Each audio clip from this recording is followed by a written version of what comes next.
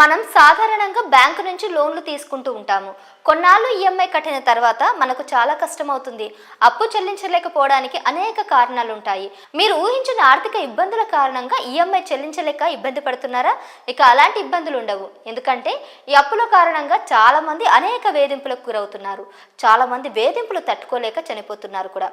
అలా అప్పులు తీర్చలేని వారికి రిజర్వ్ బ్యాంక్ ఆఫ్ ఇండియా శుభవార్త చెప్పింది.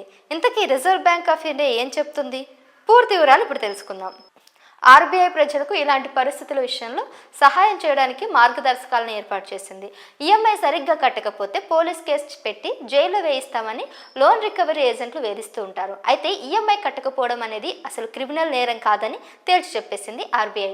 మీరు లోన్ను డిఫాల్ట్ చేసినందుకు ఎటువంటి జైలు శిక్షను ఎదుర్కోరు. లోన్ చెల్లింపులకు లింక్ చేసిన బౌన్స్ చెక్ చట్టపరమైన పరిణామాలకు దారితీయవచ్చు. కానీ కేవలం ఈఎంఐని కట్టకపోవడం మాత్రం మిమ్మల్ని జైలు పాలు చేయదు. అయితే ఈఎంఐ చెల్లింపులు చేయకపోవడం వల్ల క్రిమినల్ కేసులు ఉండవు, కానీ ఇది మీ క్రెడిట్ స్కోర్పై ప్రభావం చూపుతుంది. అందువల్ల ఫ్యూచర్లో మీకు ఏ బ్యాంకు నుంచి లోన్లు రావు. ఒకవేళ లోన్లు వచ్చినా కూడా మీరు ఎక్కువ వడ్డీని కట్టాల్సి ఉంటుంది. మీరు ఈఎంఐ కట్టలేకపోతే బ్యాంకులు మీ ఆస్తులను స్వాధీనం చేసుకోవచ్చు, వాటిని వేలం వేయవచ్చు. కానీ అది ఎప్పుడు జరుగుతుంది అంటే మీరు బ్యాంకుని సంప్రదించకపోతే జరుగుతుంది.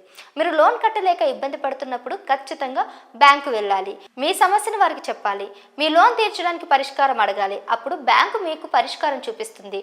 మీ టెన్యూర్ పెంచడమో లేక వడ్డీని తగ్గించడమో లేదా మీకు అప్పు తీర్చడానికి కొంత టైం ఇవ్వడమో చేస్తుంది.